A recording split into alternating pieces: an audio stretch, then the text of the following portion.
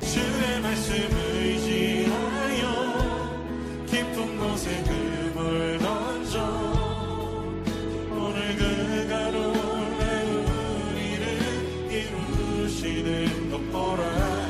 주의 말씀을 여러분 반갑습니다. 화요일 아침이네요.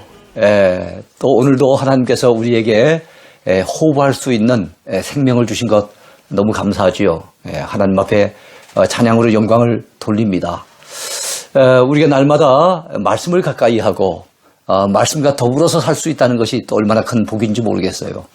우리가 온라인 성경 대학을 통해서 매일같이 이렇게 말씀을 접할 수 있는 기회가 주어졌다는 것, 모든 것이 하나님의 은혜인 줄로 믿습니다. 제54강, 오늘은 성경의 문화순례 두 번째 순서인데요. 이스라엘의 제사에 대해서 살펴보겠습니다. 어제는 우리가 성막과 성전을 살펴봤죠.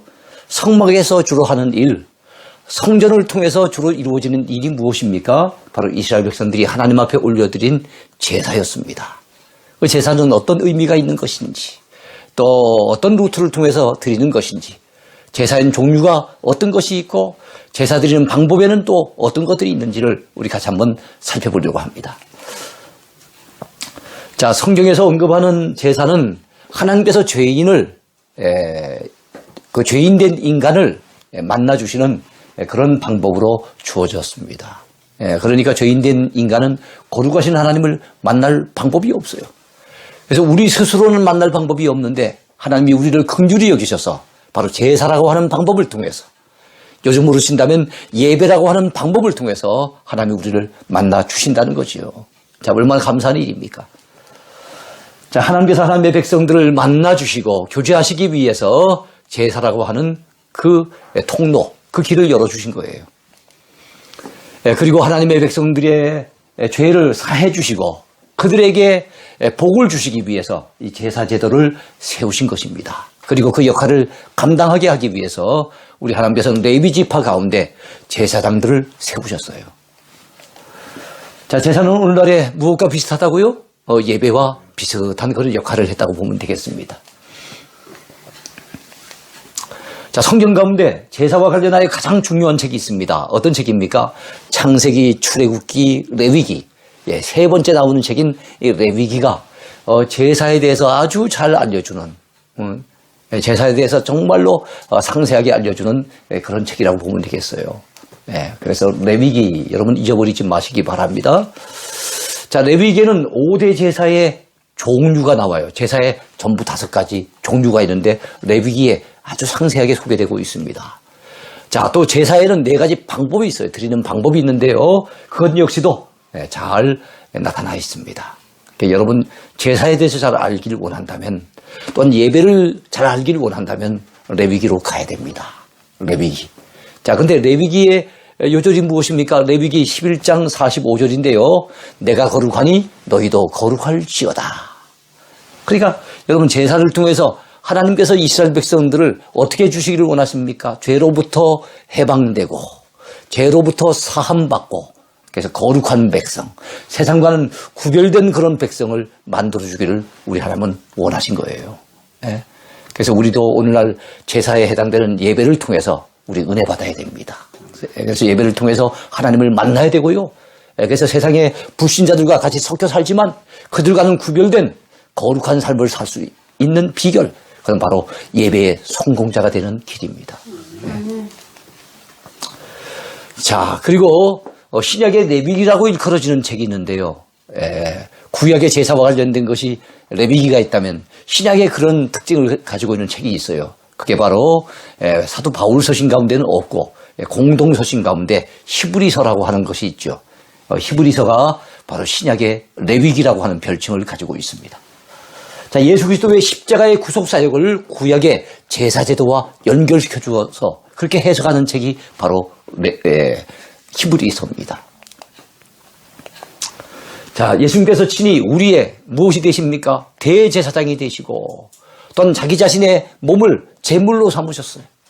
그래서 예수님은 제사장도 되시고 그리고 친히 제물도 되시고, 그래서 십자가 위에서 단번에 영원한 속죄 제사를 지내주신 분, 그분이 바로 우리 예수님이세요. 예. 그 예수님을 잘 소개하고 있는 책이 히브리서입니다. 자, 옛날에 성막의 모습이죠. 예. 자, 성막을 통해서 또는 나중엔 성전을 통해서 제사가 드려지는데 제사에는 5가지 종류가 있어요. 예. 자, 먼저는 번제입니다. 번제. 자, 5가지 가운데 3가지는 자원제예요. 자원제. 자원에서 드리는 겁니다. 이거 꼭 드려야 될 의무감으로 드리는 건 아니에요. 안 드리면 큰일 날 이런 일은 아닙니다. 자원에서 드리는 거. 예. 그것이 3가지가 있는데 그 가운데 첫 번째가 바로 번제라고 하는 겁니다. 자원제 말고는 의무제가 있어요. 의무제는 2가지가 있습니다. 자, 그러면 자원제 3가지가 뭐고 의무제 2가지가 뭔지를 우리 같이 한번 더 살펴봐야 되겠죠? 자, 번제를 히브리어로는 올라라 그럽니다. 올라. 예, 근데 여러분 번제를 드리면 번제는 태워서 드리는 제사거든요. 예, 그러면 연기가 이렇게 하늘로 올라가겠죠. 그 히브리어지만 우리나라 말하고도 좀 이게 통하는 부분이 있는 것 같아요. 자, 번제는 제물을 모두 불태워서 드리는 제사입니다. 예, 우리 죄 때문에 지옥불에 들어갈 것이 마땅하지만 우리를 대신해서 양이나 소의 고기를 다 태워서 드리는 제사예요. 그래서 하나님이 그 제사를 받으시는 거예요. 예? 얼마나 감사한 일입니까? 철저한 자기 부인. 예, 우리 주님은 누구든지 나를 따라오려거든 자기를 부인하고 그리고 자기 십자가를 지고 나를 따라올 것이라 그랬어요. 자기를 부인하고 여기서 늘자를 빼고 어떤 분들은 자기 부인하고 자기 와이프하고 같이 따라가라고 그렇게 해석을 잘못하는 분들이 있는 것 같아요. 예. 그래서 철저한 자기 부인이 필요해요. 오늘날 우리에게도. 근데 구약의 제사 가운데 철저한 자기 부인과 관련된 그런 특징을 가진 제사가 바로 이 번제입니다. 예. 자, 제사장 몫은 가죽뿐이에요. 예. 왜냐하면 나머지는 다 불태워드리기 때문에. 예. 그것은 하나님께 올려드리는 헌신을 의미합니다. 번제의 예물은 제사를 드리는 그 사람의 형편에 따라서 3종류로 나눠집니다. 예, 소로 드리거나 형편이 되니까 소로 드리는 사람은 어떤 사람이겠어요? 부자들이겠죠. 형편이 좋은 사람이겠죠. 양이나 염소로 드리거나 이게 일반 보통 사람, 평민들일 겁니다. 가난한 사람들은요, 비둘기로 드릴 수 있었습니다. 자, 이렇게 번제를 드릴 때는 번제단에다가 드리지 않겠습니까? 이 불태워서 드리는 거예요. 이렇게 나중에 남는 것이 이제 재만 남게 되는 거죠. 자, 2번째 소제입니다. 소제. 소제를 민카라고 하는데요. 소제 역시도 번제와 마찬가지로 자원제예요. 자, 소제는 고운 가루에 기름을 붓고 그 위에 유향을 더하는 제사입니다. 유일하게 피 없이 드리는 제사이기도 해요. 자, 이 제사는 곡식을 가루로 빻듯이 생명을 주신 하나님께 모든 삶을 드리는 것을 의미해요. 여러분 고운 가루라 그랬죠. 곡식이 가루가 되기까지는 얼마나 빻아야 되겠습니까? 이 빻는다는 것은 그야말로 우리 자신이 온전하게 희생되고 하나님 앞에 철저하게 봉사하는 그런 모습이라고 보면 되겠어요. 그래서 희생과 봉사의 의미를 지닌 제사입니다. 왜 자원해 드리겠습니까? 하나님, 주 앞에 받은 은혜가 너무 많습니다. 받은 사랑이 너무 큽니다. 받은 축복이 큽니다. 그런데 주님, 저도 남은 생에 살아가면서 주를 위해 이렇게 헌신하며 살겠습니다. 주의 일에 이렇게 봉사하며 살겠습니다. 이런 마음으로 드리는 거예요. 죄 용서받기 위해 드린다면 그건 의무제입니다. 이건 자원제잖아요. 자원할 때 어떤 마음으로 자원하느냐 이거예요. 주님을 위해서 봉사하겠다라고 하는, 주를 위해서 헌신하겠다라고 하는 이런 마음으로 드리는 거예요. 그래서 이 헌신의 의미가 있기 때문에 사실은 소제는 번제와 같은 특징을 가지고 있어요. 그래서 소제만 따로 드리지 아니하고 대개의 경우 바로 번제와 함께 드리게 됩니다.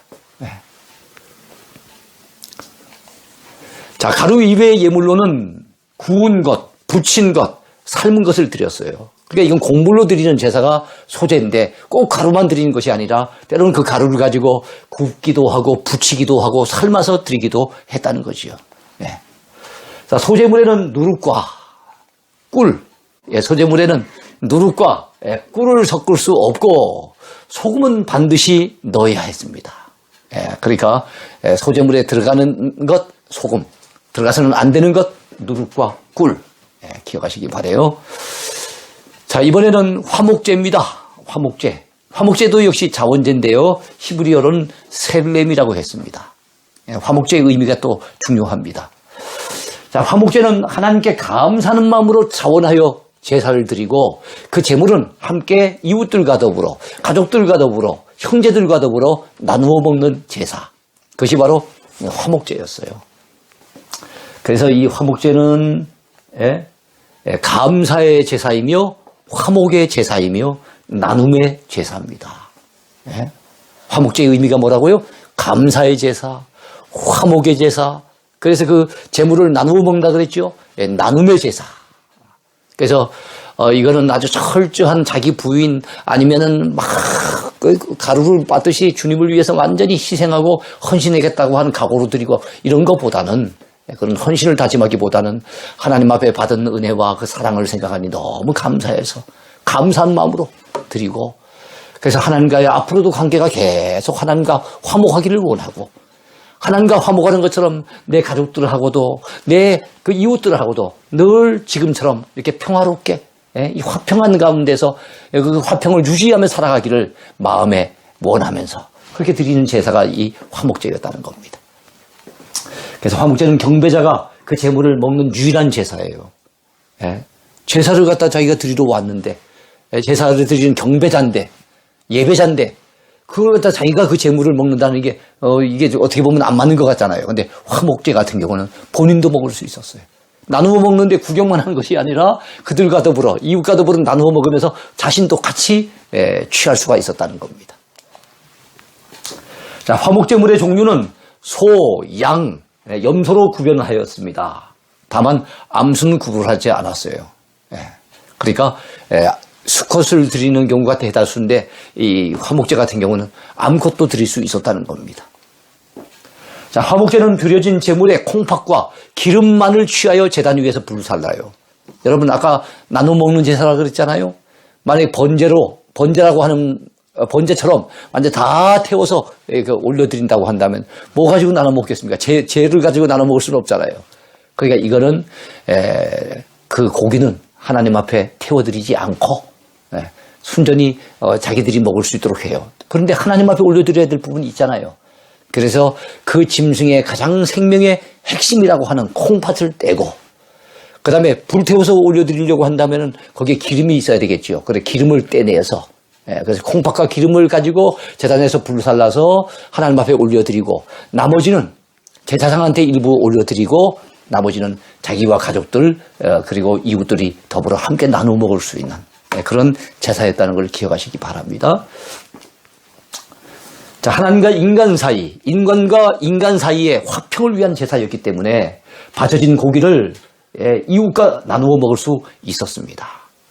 여러분, 참 오늘날 예배가 이 제사에 해당된다고 한다면 이 화목제 정신을 오늘날 우리가 살린다면 우리가 하나님과의 관계도 늘 참 좋은 관계, 화목된 관계를 유지해야 되겠지만 그래서 그래야만 우리가 예배를 온전한 예배를 드릴 수 있겠지요. 하나님과의 관계가 단절이 되고 하나님 앞에 뭔가 범죄하고 타락했는데 정말 회개할 줄도 모르고 이런다면 정말로 온전하게 하나님 앞에 예배를 올려드리기는 어려울 겁니다. 그뿐만 아니라 누군가 미워하는 대상이 있고 내 마음속에서 아직까지 증오심을 버리지 못하고 누군가의 관계 속에 불화한 가운데서 하나님 앞에 제사를 드린다면 그런 예배를 드린다면 하나님 그 예배 그렇게 기쁘게 안 받으실 거예요. 그래서 우리가 화목제 정신을 살린다고 한다면 우리가 드리는 예배 때 정말 하나님과의 관계도 정말 바로 세워야 될 뿐만 아니라 우리 이웃들과의 관계도 미리 예배 드리기 전에 좋은 관계를 갖다가 이렇게 만들어 놓고 혹시 꼬인 관계가 있다면 가서 손을 내밀고 서로 참 화해하고 이래가지고 정말 화목된 마음, 화평한 마음을 가지고 하나님 앞에 예배를 드려야만 그 예배를 우리 하나님이 기쁘게 받으시지 않겠는가. 저는 그렇게 생각이 드네요. 이번에는 속죄제입니다. 속죄제는 의무제예요.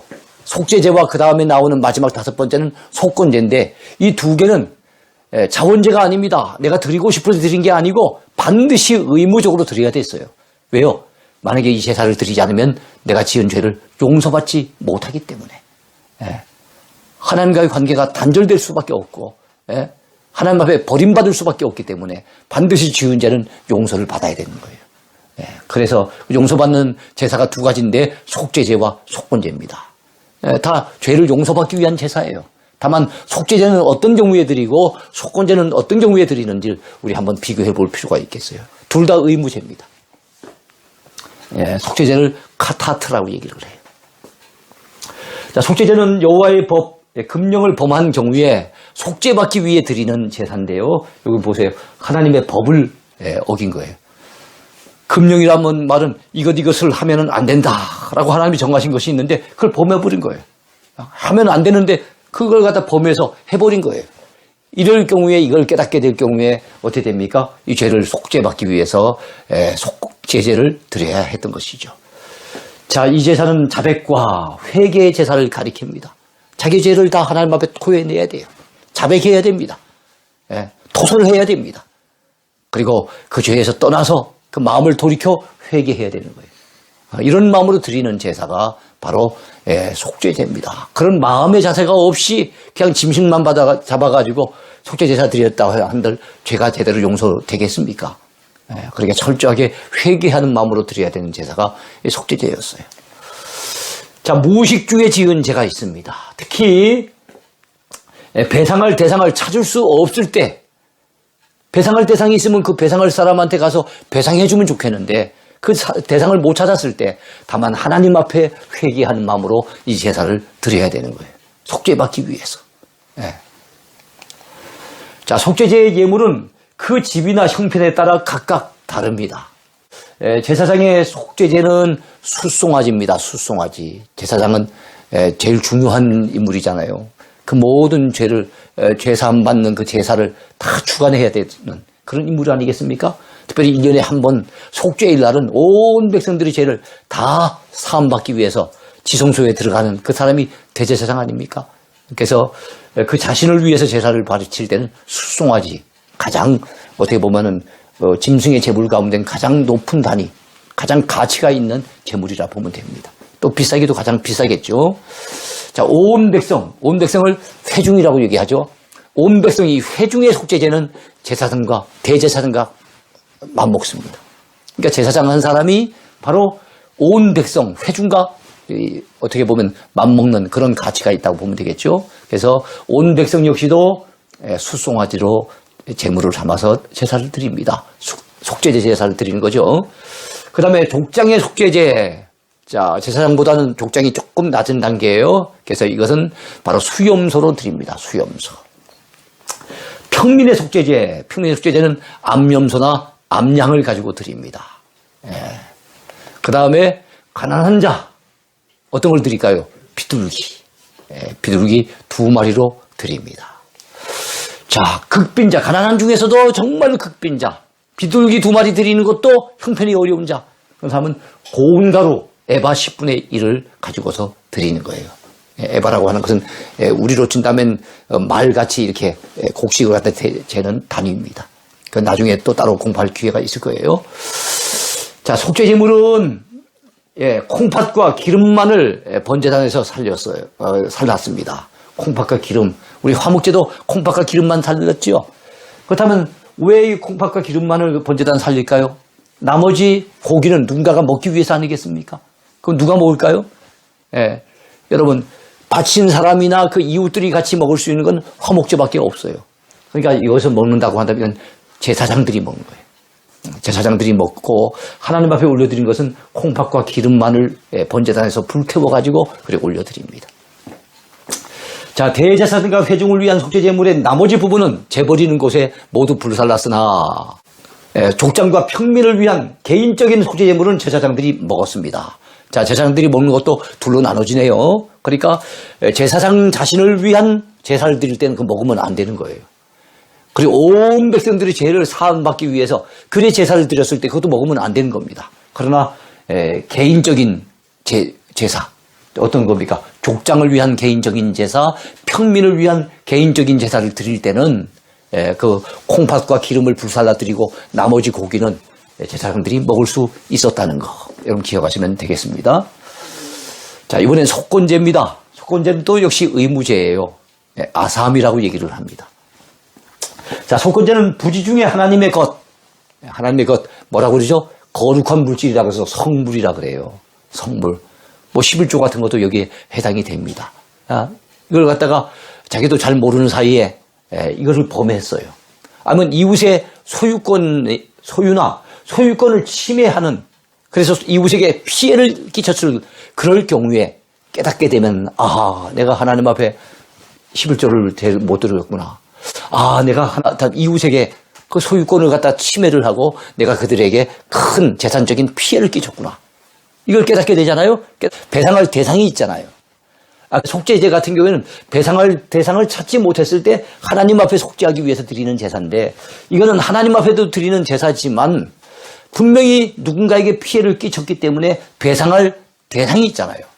그래서 이 제사는 그냥 드리는 제사가 아니에요. 반드시 배상을 해주고 제사를 드려야 됐어요. 배상을 해주되 그냥 해주는 게 아닙니다. 본물, 피해를 끼친 것에다가 원금에다가 5분의 1을 더해요. 5분의 1. 이걸 더해서 100만 원의 피해를 끼쳤다면 어떻게 됩니까? 120만 원을 물어주고 그리고 하나님 앞에 와서 이 속건제를 드리는 거예요.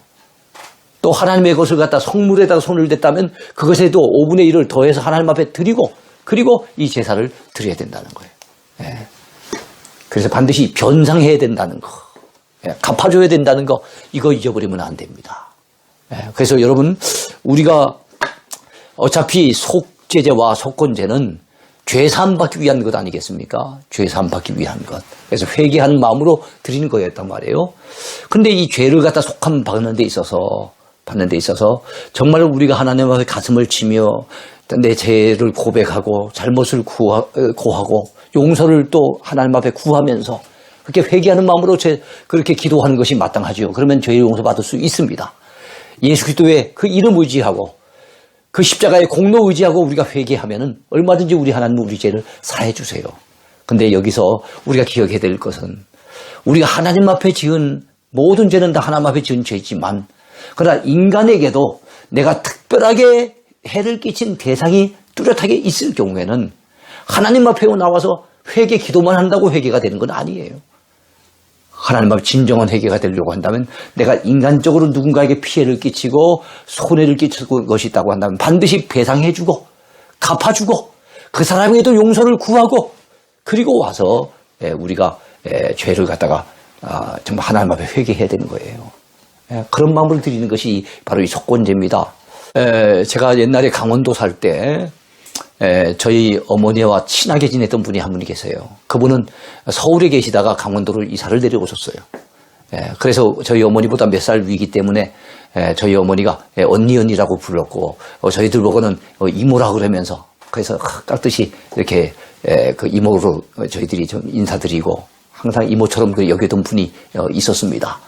그분이 서울에서 뭘 했었는가 하면은 하숙을 오랫동안 했대요. 하숙.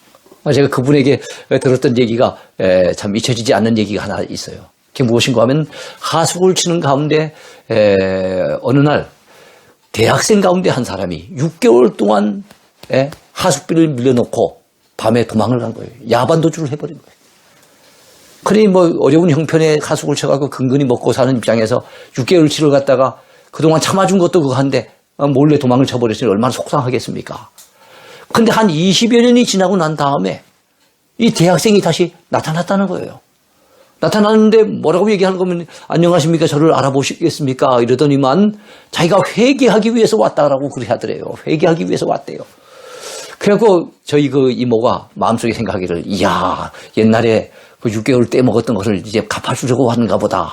회개하러 왔다 그러니까 그런 기대감을 가지고 저녁을 맛있게 장만해가지고, 옛날에는 한때 미워하는 마음이 있었지만 뭐 세월이 흘러갔으니까 그것도 잊어버리고 또 회개하러 왔다니까 기쁜 마음으로 저녁 대접을 해줬대요. 그 저녁을 먹고 난 다음에 한참 얘기를 하고 난 다음에는 아이고 저는 시간이 되어서 이제 가봐야 되겠습니다. 이러서는데 아니 그동안 밀렸던 돈을 갚아줄 그게 전혀 보이질 않더라는 거예요. 그래서 설마 마지막 가기 전에는 건네주겠지라고 생각을 하고 했는데 마지막 순간까지도 여러분 그 밀린 6개월치의 하숙비를 내놓지 않더랍니다. 그러면서 안녕히 계세요 하는데 아이고 뭔가 말을 해야 되겠는데 차마 말은 안 나오고 그래서 마음속에 별 희한한 놈 다 보겠다. 그런 생각을 갖다 제가 욕을 해서 미안합니다. 그분의 표현이 그래요. 별 희한한 놈 다 보겠다. 라고 하면서 저 예수 믿으면 저렇게 되나? 이런 생각을 했다는 거예요. 왜냐하면 그 사람이 찾아와서 제가 예수님을 믿고 보니 참 제가 과거에 그 하숙비를 갖다가 갚지 않고 도망을 쳤던 것이 너무 참 죄송스럽게 생각이 나서 그래서 제가 정말 잘못했다는 걸 갖다 시인하고 회개하기 위해서 왔다라고 그래서 찾아왔다는 거예요. 그런데 이 사람은 말로만 다 회개를 한 거예요. 근데 우리 이모님이 생각했던 회개는 자기 잘못을 갖다가 이렇게 뉘우치는 회개 말고 돈을 계산하는 겨이의 회개, 회개를 생각하고 있었고 이 사람은 말로서 내가 잘못했습니다. 용서를 구하는 가이, 그 회개를 생각하고 있었으니까 서로 이게 핀트가 안 맞아드는 거예요. 근데 여러분, 지금 세월이 흘렀지만 우리들 가운데도 그런 경우가 있지는 않을까를 생각해 봐요. 정말로 우리가 하나님 앞에 잘못한 것 회개해야 되지만 인간적으로 누군가에게 잘못한 것이 있고 피해를 끼친 것이 있다고 한다면 변상해주고 그 사람에게 용서를 구하고 그리고 난 다음에 와서 하나님 앞에 회개하는 것이 진정한 회개의 순서다. 저는 그렇게 봅니다. 그런 정신을 잘 가르쳐주는 것이 이 속건제 제사라고 볼 수가 있습니다. 자, 그래서 속건제는 허물이나 실수를 용서받는 제사였던 것입니다. 속건제물로는 주로 수양을 드렸어요. 수양. 아까 그 사람은 아마 수양이 덜 된 사람인 것 같아요. 그러니까. 자, 속건제는 특별한 경우 나병 환자의 완치라든지 나시린의 부정한 허물이라든지 그 허물을 용서받는 거라든지 이런 것들도 속건제에 해당이 됐어요. 이런 경우에도 속건제를 드렸다는 겁니다. 자, 콩팥과 기름을 화제로 올리고 나머지 부분은 성막에서 제사장이 먹었다고 합니다. 자, 이번엔 제사의 4가지 방법이에요. 자, 제사의 5가지 종류를 살펴봤죠. 번제, 소제, 그 다음에 화목제, 속죄제, 속건제 이렇게 나옵니다. 레위기 1장, 2장, 3장, 4장, 5장에 거기서 차례대로 나와요. 자, 그런데 이렇게 제사를 드리는 방법이 또 다르게 있는데 불로서 태워서 드리는 제사 방법을 뭐라 그래요? 화제라 그럽니다. 불화자를 써서 화제라고 얘기를 해요. 자, 불 태워 드리는 겁니다. 이게 번제단이죠. 그래서 번제는 다 화제입니다. 번제라고 하는 제사의 종류는 다 화제로 드리는 거예요. 그리고 다른 제사 중에서도 여러분 콩팥과 기름을 갖다가 불태워 드린다 그랬죠. 그건 다 화제라고 하는 방법으로 불태워 드리는 거예요. 요제는 뭡니까? 다 태워 드리면은 제사장들은 못 먹잖아요. 화목제 같은 경우에 그 본인과 그 가족들, 그 다음에 이웃들이 나눠 먹어야 되는데 못 먹잖아요. 그러니까 나머지 제사는 화제로 안 드리고 불태워서 안 드리고 어떨 때는 요제, 제물을 태우지 않고 번제단 위에서 제사장이 어떻게 합니까? 흔들기만 합니다. 하나님 이 제물을 받으시옵소서. 흔들어 드리는 제사 방법이에요. 요자는 흔들 요자 아닙니까? 땅이 흔들리는 걸 뭐라고 요동친다 그러잖아요. 그죠? 그 다음에 아이들 이렇게 의자 이렇게 흔들어진 걸 그걸 뭐라 그래요? 요람에서 무덤까지 할 때 그 요람이라고 그러지 않습니까? 요자가 흔들 요자예요. 그 다음에 거제는 그 들거자입니다. 들거자. 그래서 거제라고 하는 것은 제사장이 제물을 번제단 위에서 높이 듭니다. 하나님 받으시옵소서 하고 높이 들어 올림으로써 하나님께 드리는 제사 방법, 그건 거제입니다. 이렇게 드리고 난 다음에 그 제물은 다 어땠습니까? 이제 제사장이 먹는 경우도 있고 또 화목제 같은 경우에는 그 당사자나 그 다음에 그 이웃들이 함께 먹을 수 있었겠지요. 이럴 경우에는 요제나 거제를 드리고 또 어떨 경우에는 전제를 드리기도 해요. 전제를 과거엔 관제라고도 했어요. 옛날에 요즘 성경책에는 전제로 바뀌어졌는데 그 새로 번역되기 그 이전의 성경책에는 관제와 같이 내가 벌써 부음이 되고 이런 표현이 나오죠. 사도 바울이 자기가 떠날 때가 다가왔다 그러면서 마지막 유언으로 남길 때 관제라는 말을 썼어요. 자, 그래서 전제와 관제는 같은 말인데 번제단 위에 제물을 깨끗하게 씻어서 올려놓고 거기다가 포도주를 이렇게 부어서 하나님 받으시옵소서. 하나님 이 제물을 받으시옵소서.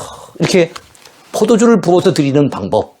이것을 갖다가 뭐라 그래요? 전제라고 얘기를 하는 겁니다. 이해하시겠죠? 그래서 이 재물을 다 잡아서 제사 드릴 때 포도주 부를 때는 이제 마지막 순간에 하나님 앞에 바쳐지는 그 순간입니다. 그래서 사도 바울이 디모데후서 4장에서 전제와 같이 내가 벌써 부음이 되고 벌써 부어지고 나의 떠나갈 기약이 가까웠도다. 이 말은 자기가 순교의 제물로서 하나님 앞에 자기의 그동안도 주를 위해서 일평생 헌신하며 살아왔지만 이제는 그 몸을 순교의 제단 위에 마지막으로 갖다 바쳐지는 바로 그 순간이라는 것을 그는 직감하고 자기가 곧 죽어야 될 존재로서 이제는 자기 몸을 전제로 바치게 되었다는 것을 고백하고 있는 거예요. 자, 세 번째입니다. 이스라엘의 제사장입니다. 여러분, 이스라엘의 제사를 살펴봤죠. 제사의 종류도 있었고 제사의 방법도 살펴봤어요. 그렇다면 그 제사를 집전하는 사람이 누굽니까? 제사장이죠. 제사장을 한번 살펴봅시다. 그래서 제사장 복장 참고하시기 바랍니다. 자, 이스라엘의 제사에 있어서 가장 중요한 것은 제사장과 제물이었습니다. 여러분, 제사를 지내는데 제사장이 없어도 제사가 안 됩니다. 제물이 준비가 되지 않는다 해도 제사는 불가능해진 거죠. 그래서 제사에 있어서 정말로 중요한 것이 제사장과 제물입니다. 자, 제사는 아무나 집전할 수가 없었어요. 반드시 레위지파 출신의 제사장만이 제사를 행할 수 있었습니다. 왕조차도 제사를 자신이 마음대로 집전하는 것은 큰 죄가 되었던 것을 우리는 사울 왕의 경우를 통해서 우시아 왕의 경우를 통해서 알 수가 있습니다. 우시아 왕은 여러분 그로 인해 가지고 자기 몸에 나병이 발해서 그야말로 비참한 인생이 되고 말았던 것을 우리가 잘 압니다. 자, 우시아 왕의 모습이에요. 자, 솔로몬 왕 이후에는 여러분 사독 계열의 제사장들이 제사장권을 장악하게 됩니다. 여러분 아론부터 쭉 제사장권이 이어져 내려오죠. 반드시 레위지파 아론의 후손이어야 되는데 그 가운데 다윗 때는 아비아달과 사독 두 계열이 있었습니다만은 솔로몬 왕 이후에는 사독 계열이 완전 제사장권을 장악하게 되고 이것이 예수님 당시까지 그대로 그 흐름이 이어지는 것을 볼 수가 있습니다.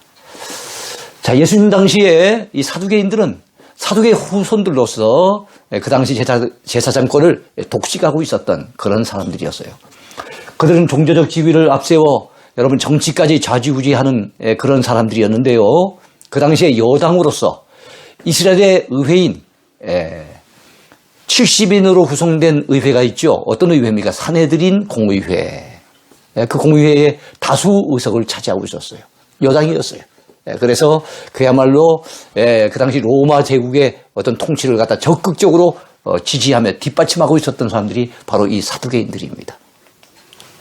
자, 그렇게 현실적인 권세를 누리던 그들은 천국이나 부활, 천사, 그리고 뭡니까? 사후세계, 영적인 존재 뭐 이런 데 대해서는 전혀 관심이 없었어요. 믿지 않는 불신앙을 드러냈습니다.